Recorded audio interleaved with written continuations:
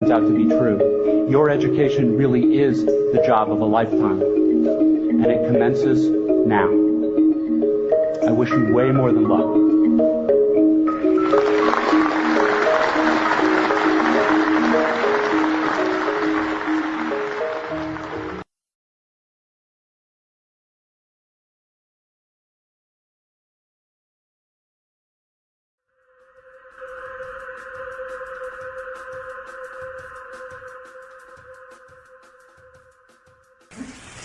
I mean, if you do, that's like believing that you understand Los Angeles if you have the telephone directory.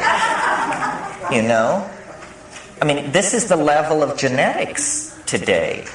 What they say they understand life, and they have the telephone directory, and they're talking about Los Angeles because they can look up, you know, where the genes are, the coding for the proteins. You know, does this tell us anything about a broken heart or a Messiah or a Hitler?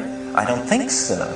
So what we are trying to do is return the focus of attention to individual experience. We have been slave too long to ideology transmitted hierarchically and based on a tremendously alienating instrumentality. That's what science depends on now, a tremendously alienating instrumentality. What we need to do is empower experience. Well, this is where the psychedelics come in, because citizens don't take psychedelics because it's illegal. Neither do marionettes, neither do robots.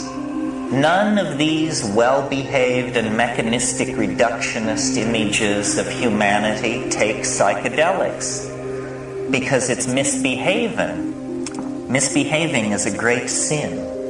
In fact, it's enshrined as the first sin. You'll regard that the psychedelic issue was there in Eden, and somebody misbehaved, and then they got tossed out forever and their children's children into the chaos of history. It's interesting to read in Genesis why this was. It was because they will become as we are, says Yahweh. They will become as we are if they eat of the fruit of the tree of knowledge.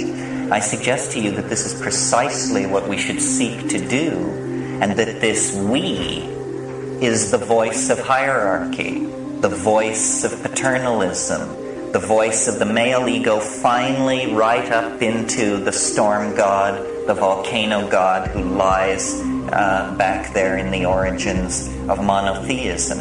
We empower our experience by insisting on our authenticity.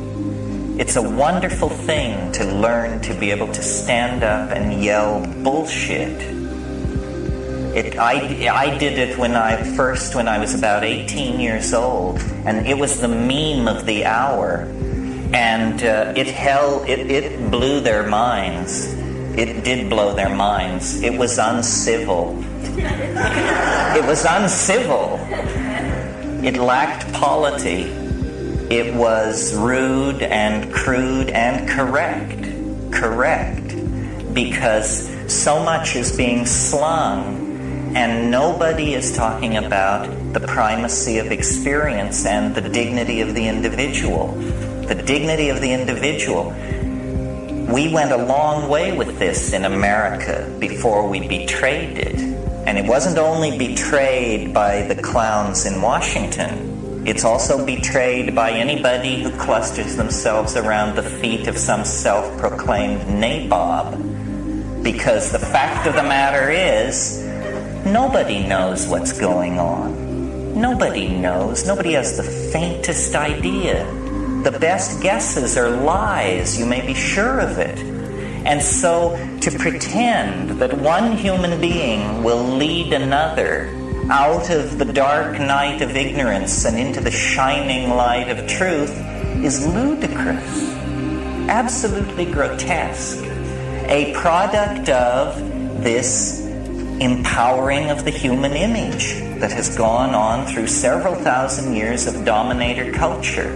If you want a teacher, try a waterfall, or a mushroom, or a mountain wilderness, or a storm-pounded seashore, this is where the action is. It's not back in the hive. It's not in the anthill.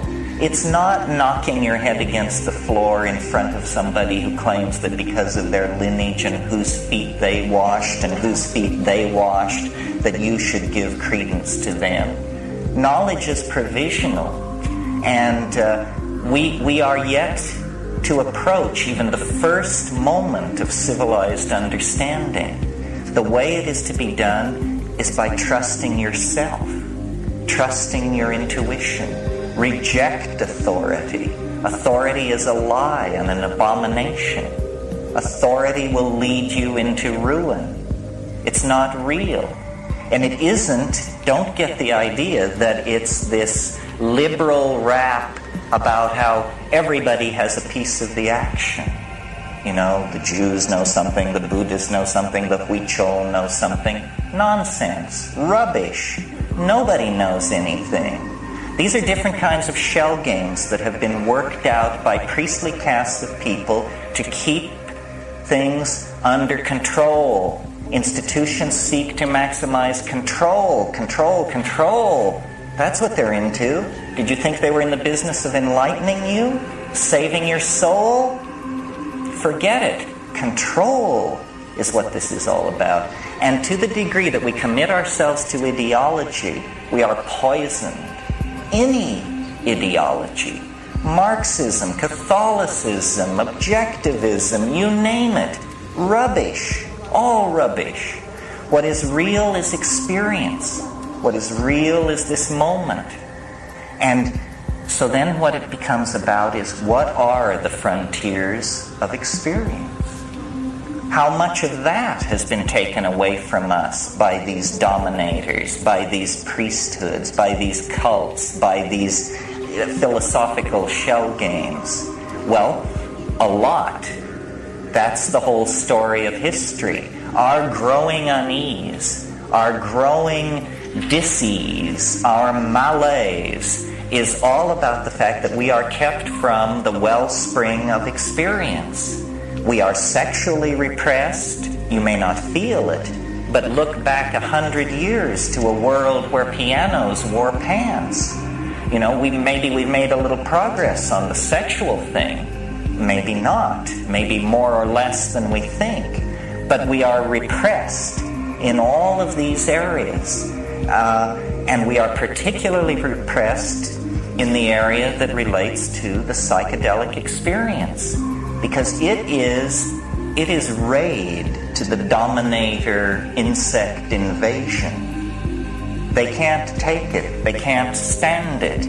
Because it empowers the individual. It dissolves the cheerful model of science. It's just exposed as, a nice story.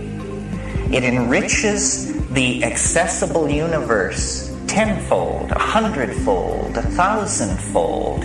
It makes the individual complete within his or her self.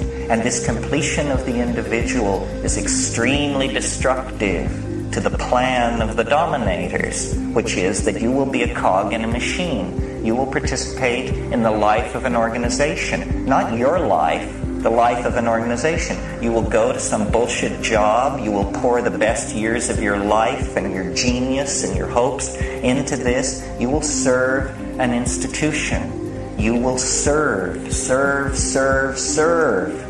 Well, it's a bad idea for free people to go along with this. A much better idea would be to insist on the dignity of human beings, to recognize that the freeing of slaves, the giving of the vote to women, the ending of public whippings, that this program of political enlightenment must also then include hands-off on how people want to relate to changing their minds. We are not interested in being sexually regulated by the state, and we are not interested in being intellectually, spiritually, emotionally manipulated by the state. The state should stand down in this issue. The state is acting as the enforcing arm of the dominator culture, specifically of fundamentalist screwballs who, are horrified by all this, by the notion that people would claim the authenticity of their own minds, that people would stand in the light of nature and reject original sin and the guilt from Eden and, the sins of the fathers and all this rubbish which is handed down. What the archaic revival is going to have to mean, if it has teeth, is a re-empowering of the individual and a consequent lowering of the profile of institutions, especially government. We need to think about these things because we have bought into the idea that we have to serve and behave and be enslaved, else chaos will engulf the world. We need to carry out our analysis of the situation to the point where we can embrace chaos and see that chaos is the environment in which we all thrive. That's how I've done it for years. You think I could have gotten away with this in the Soviet Union? I don't think so. I require a society on the brink of social breakdown to be able to do my work. And I think a society on the brink of social breakdown is the healthiest situation for individuals. I don't know how many of you have ever had the privilege of being in a society in a pre-revolutionary situation, but the cafes stay open all night. And there's music in the streets, and you can breathe it, you can feel it, and you know what is happening. The dominator is being pushed. It never succeeds. It never is able to claim itself. But on the other hand, history is young. We may have a crack at this. A global society is coming into being. A global society made out of information that was not intended to be ours, but which is ours through the mistaken invention and distribution of small computers, the printing press, all of this stuff. Information is power, and information has been spilled by the clumsy handling of the cybernetic revolution by the dominator culture so that it is everywhere. Never has the situation been more fluid. Never have the opportunities for infiltration, insurrection, and hell-raising been more present at hand. But we have to seize the opportunity. If we continue as we have, then, we're doomed. And the judgment of some higher power on that will be, they didn't even struggle. They went to the boxcars with their suitcases and they didn't even struggle. This is too nightmarish to contemplate. We're talking about the fate of a whole planet. Why are people so polite? Why are they so patient? Why are they so forgiving of gangsterism and betrayal? It's very difficult to understand. I believe it's because the dominator culture is increasingly more and more sophisticated in its perfection of subliminal mechanisms of control. And I don't mean anything grandiose and paranoid. I just mean that through press releases and sound bites and the enforced idiocy of television, the drama of a dying world has been turned into a soap opera for most people. And they don't understand that it's their story and that they will eat it in the final act if somewhere between here and the final act they don't stand up on their hind legs and howl. And it's not done through organizing. It's not done through vanguard parties or cadres of intellectual elites. It's done through just walking away from all of that. claiming your identity, claiming your